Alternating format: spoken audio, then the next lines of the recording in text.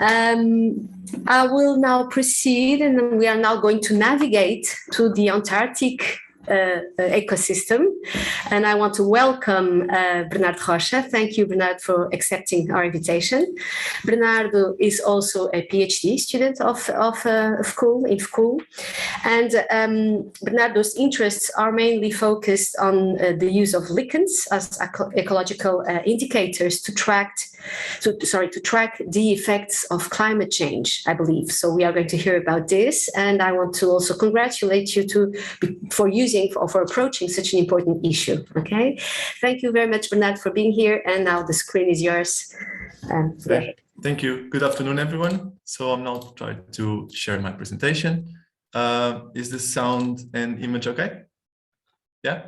Okay. Yes, okay. So basically, the reason why I'm here today in this around the world issue is because I was able to be part of a project called Lichen Early Emitter 2, where we conducted research in Antarctica between January and March of last year.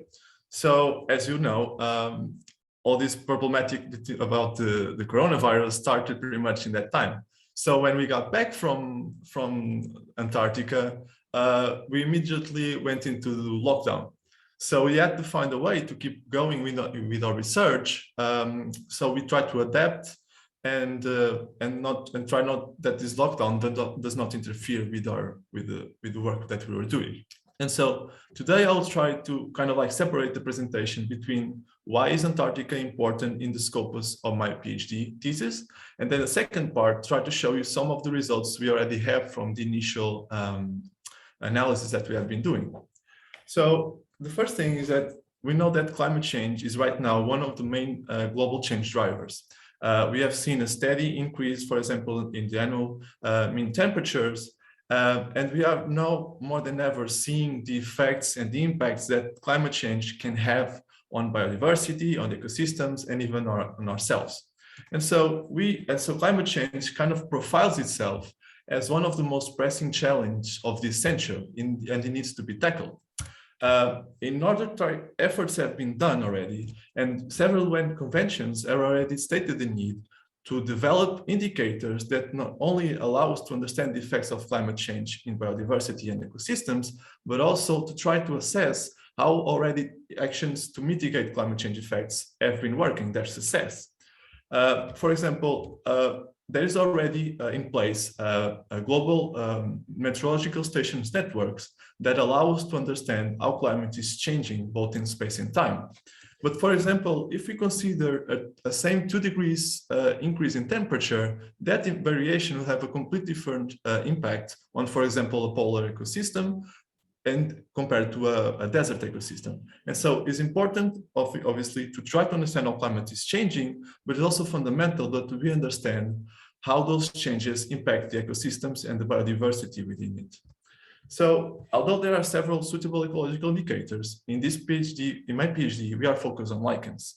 The reason for that is that lichens have already a long history as indicators of several global change drivers like atmospheric pollution, land use, and others. But because they are poikilohydric, poikilothermic, and ubiquitous organisms, they have more recently also been applied as ecological indicators of climate change. But because, as you can see here, this research is still very recent, we still have some knowledge gaps that prevent us to use them at the global scale in the kind of a unified way.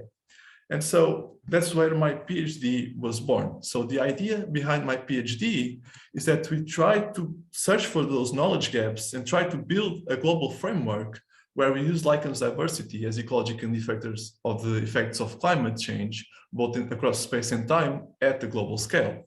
And one of those most important missing pieces of this puzzle is how lichens behave across the entire world in all regions. So we have several studies already that allow us to understand that lichens do respond to climate variation, but we still lack that response in more extreme environments, like, for example, in the poles. And so that's where Antarctica kind of comes from as an opportunity to have data on lichens in these extreme climates and to try to test the response to climate change in Antarctica.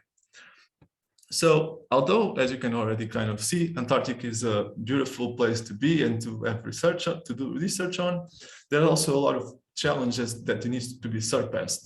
The first challenge is because Antarctica is one of the last undisturbed, pristine environments in the world, is highly protected by the Antarctic Treaty, meaning that there are a lot of permits that we need to do, there are a lot of logistics constraints, and more than anything, that we need to have always a type of approach that is as non-invasive as possible in terms of the sampling. The second thing is because the research in Antarctica is still very recent, we lack these long-term observational records of biodiversity variation across time. However, we can try to counter this by using a space for time approach, where we try to see that the biodiversity changes across space kind of mimic those same changes across time. And another challenge is regarding to the meteorological stations, where the network is still very poor, which means that we do not possess a lot of quality climatic data for the continent. But again, we can try to counter this by explore spatial gradients and use them as proxies for climatic variations along those spatial gradients.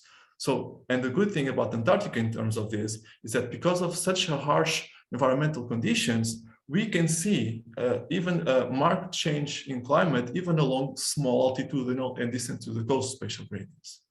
And so another important thing here in Antarctica is that due to these harsh environmental climatic conditions, the bulk of the Antarctic vegetation is actually very, very simple. It's actually composed of lichens, only 2 species of exoplants, and some dozen species of bryophytes. And so, although my PhD was mainly focused on lichens, here in this, we try to have a more holistic approach by looking at these 3 vegetation components rather than just lichens by themselves. So the initial aim of this initial part of the research was try to understand the contribution of both biotic interactions and abiotic interactions on the Antarctic vegetation abundance and distribution pattern. So lichens, bryophytes, and plants, and try to use that to model the present and future Antarctic vegetation abundance. The study area that we focus on, the part of Antarctica that we did where our sample methodology was done, was in this archipelago here, so the South Shetland Island archipelago, which is a little bit north of the Antarctic Peninsula. So we focus our research on 2 islands. So Nelson Island here on this area alone, and then in 3 different areas in Livingston Island.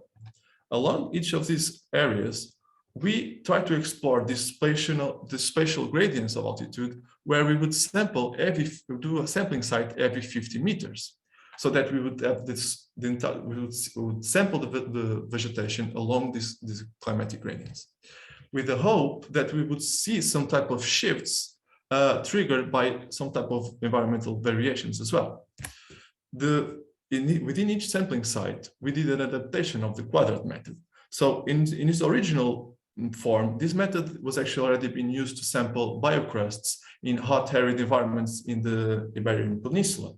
Here, because we wanted it to be a little bit faster and less invasive, we decided to use this metal frame that we would throw randomly to a vegetation patch, and then we would photograph it. So, and we did this in 30 sampling sites, so that we had our sampling site was stratified by altitude, so we could cover the entire altitudinal gradient. Because we then repeated this throwing of the metal frame 5 times in each sampling site, so that by the end of the stratification, we ended up with 150 photographs that we then analyzed using in our computers by overlaying this grid that you can see here, so that by the end of 1 photograph analysis, each vegetation component would have a maximum frequency of 100, meaning that it was present in at least once in each of these squares, and a minimum frequency of 0, meaning that it was completely absent of that photograph. And that's how we analyzed the frequency of the vegetation. Besides that, because we wanted to characterize from an environmental perspective the spatial altitudinal gradients, we retrieve climatic, topoclimatic, and natural pollution variables. So the climatic are basically the 9 bioclimatic variables that are available online that are related to temperature and precipitation. Several topoclimatic variables were gathered at higher resolution, so 8 meters, like altitude, distance to the coast, and so on. And natural pollution, because we know that the bird, like penguin or seal colonies, when they are highly dense, can be a significant source of N-based pollutants like ammonia, which we know that lichens respond to. So now that we have gathered all this, we wanted to understand, first of all, how was our community structure? And what we found out was that within these three vegetation components, lichens were the most abundant, followed closely by bryophytes. And as you can see here by the box plot sizes, both of them showed high variation across the study area. Contrary to those, plants remain very scarce across the entirety of the study area. And remember, we only have two vascular plants there. So they were really rare across the entirety of the archipelago. The next thing we wanted to see was if indeed these spatial gradients were triggering any type of shifts in these three vegetation types. And what we found out was that for plants, decreasing with increasing altitudes, although the abundance were very low, as we just saw before, but then between lichens and bryophytes, there's a clear shift as we move up in altitude, where lichens improve their abundances, and at the same time, bryophytes decrease their abundances. So, and this was very interesting because it already showed that there are indeed something hidden within those spatial gradients triggering those shifts.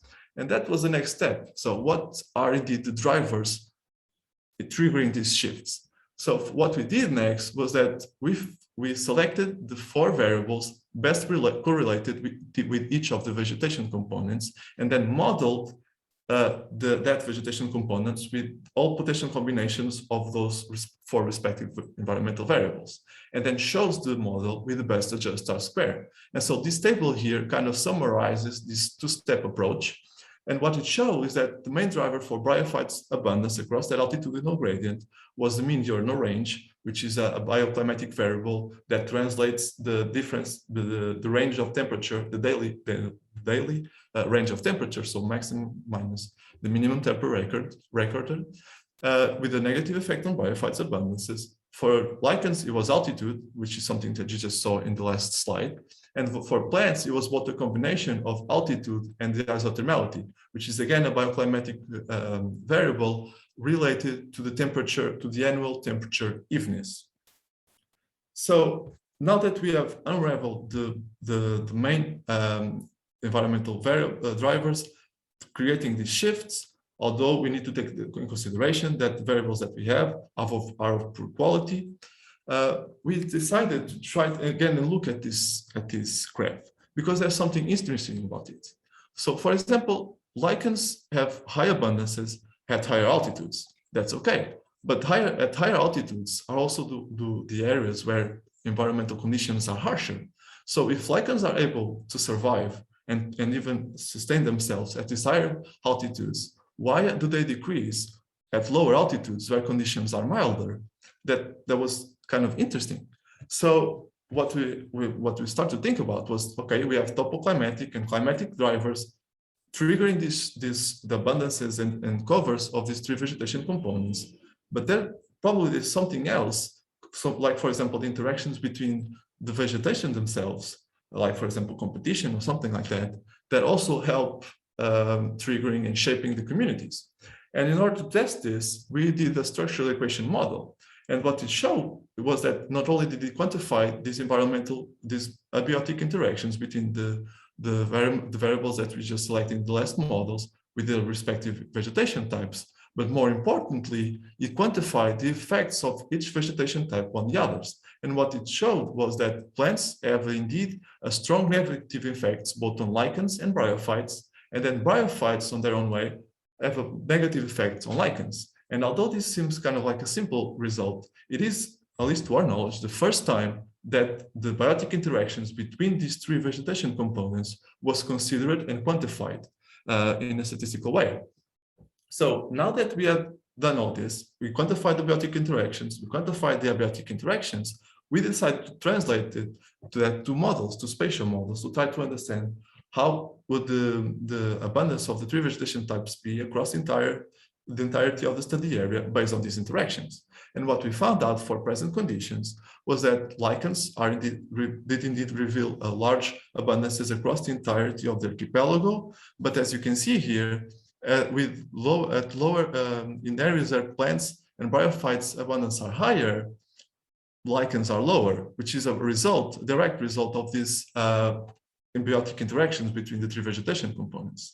And then we redid the models by simply changing the mean diurnal range and the isothermality from present to future values based on the projections for the end of the century under the worst RCP scenario. And what we see is that although in the ice-free areas that you can see here, the abundance didn't really change, what these models show is that in a scenario where the glaciers are pretty much melted, that all the three vegetation components are able to colonize much further inland. And what interestingly, another work that's already published in Nature showed that under the worst RCP scenario for the year 2100, there is indeed predictions that this ice cover will completely melt in the archipelago. So that we are potentially heading ourselves into a way that the archipelago will be much more covered in this vegetation. So the main conclusion so far that we have based on these initial steps of the research is that lichens are indeed the most abundant vegetation type, that there are indeed shifts, especially between lichens and bryophytes, along these explored spatial altitudinal gradients, that within these gradients, climatic and topoclimatic are the main drivers of those shifts, and that biotic interactions, contrary to what has happened in majority of studies done so far in Antarctica, do really need to be regarded and taken into consideration when modeling present and future distributions of these three Antarctic vegetation covers.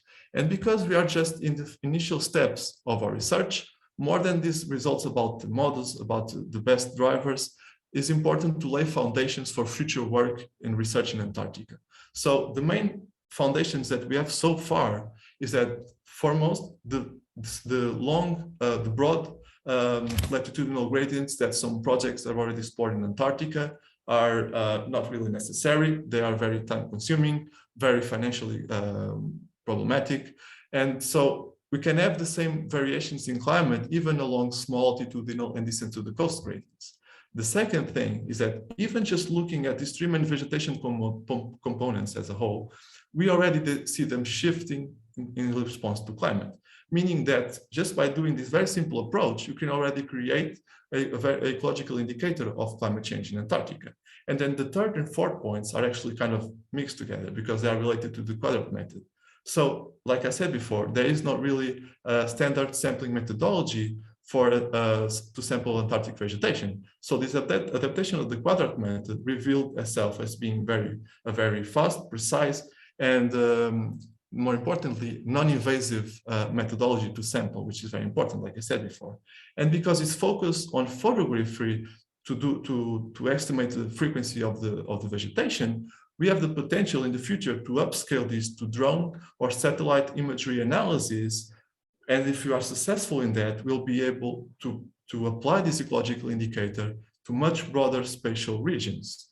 And so we are right now in a second stage of the research, although we don't have results so far that we can show here. But we are looking now at within each of these vegetation components by growth form and color to see if they also work as ecological indicators of climate and what are the trade-offs in terms of what we gain by looking a little bit more detail in comparison to what we lose in terms of being a little more time consuming to look at these particular characteristics within the vegetation components. And so I just want to finish by thank you everybody that was on the project, my PhD supervisors, my eChange teams, and also all the people that work with us in Antarctica and allow us to have a very nice experience. So thank you very much for listening, and I close the presentation. Thank you, Bernardo. Thank you very much for this very different and very nice presentation and this important issue, of course. So I would open our 5 minutes for the comments or questions. Please go ahead. Sarah? I'm sorry. Again, I hope you like my name. Look at you. Yeah. This might be a very, very stupid question, Bernard, but I'm going to ask it anyway. So how do you know when you do the connection between the plants and the lichens, how do you know that it's the plants that are negatively affecting the lichens and not the opposite, the lichens negatively affecting the plants? Yeah, so when we are doing the structural equation model, we already have to have a framework constructed, because we cannot have loops. We cannot have everything affecting everything in kind of a loop way. So in this case, what we thought was, like, looking at the previous studies, what we hypothesized was that at conditions that are suitable for the tree vegetation components, lichens will be kind of like outcompeted by the other two. So when we structure this, the model, we already had some assumptions that lichens from the tree will be like kind of like. So you define that a priori. Exactly. Yeah, and then fortunately the structural equation model kind of like confirmed our assumption, because indeed we have negative effects of plants on lichens. Yeah. Okay, thank you. Yes, thank you, Sarah. Somebody else, any question or comment? You have also some comments here saying nice presentation, of course, but João Gamero, yes? Hello. Very interesting presentation, congratulations, very nice work. I was wondering if you will be taking into account herbivory in those interactions, and what do you think? Is it relevant? Yeah, that's one of the good things about Antarctica, is that it's such a simplified ecosystem that we don't have any of that. So the only knowledge that we have in terms of how non-vegetation affects vegetation is by birds, which sometimes use part of lichens or some leaves or some parts of bryophytes to do their nests. But they have very simplified nests, so that even if they do have an impact, it's probably just very low. So in this case, we can look at vegetation and change the variation in the vegetation, only looking at whatever is happening at the environmental part of like climate and topography, and not really having to take in consideration these biotic interactions between other taxa rather than just the vegetation itself. Do you think birds or other animals will have a more profound impact on vegetation with climate change? I mean, if the snow melts, or if the ice melts, just a speculative question. Yeah, of course. So right now, in the present, the things we know for sure that impact the vegetation is the colonies. So the penguin colonies and also because of the end and all the nutrients, but they only impact in the kind of like a small radius around the colony. In the future, if we have colonization by other species that rather than the ones that we already have, that is a potential situation if those species do indeed require the vegetation. But if in the future we still have the same species that we have right now, I don't think we will have more impacts that we have now. Yeah. Thank you. Yeah. Thank you. Thank you for the discussion. Is there any other question? I have one very simple question myself. So do the penguins or other animals eat? Are there animal predators for these, for the lichens? No, the only predation on lichens is actually in the Arctic for the reindeers. So nothing, but in the south, no. Like I said, just sometimes some birds use them for their nests, but nothing more. But it's more mechanical damage. It's not exactly. And they are really poor nests, so they just dig a hole in the ground and that's it. Okay. Okay, thank you, Bernardo. Are there more questions or comments? No more. So you have lots of congratulations here. And so once again, if there are no more questions, I would like to thank you very much, both Martina and Bernardo, for the invitation, for having accepted our invitation, and for presenting these two very different environments and the importance of the work of our people of C3C. Okay, in these ecosystems. There are many others. We have invited many others, but these are the two that spoke this year. We hope to hear from lots of you in the future. Okay, and thank you, and also lots of good work for the finalization of your PhD.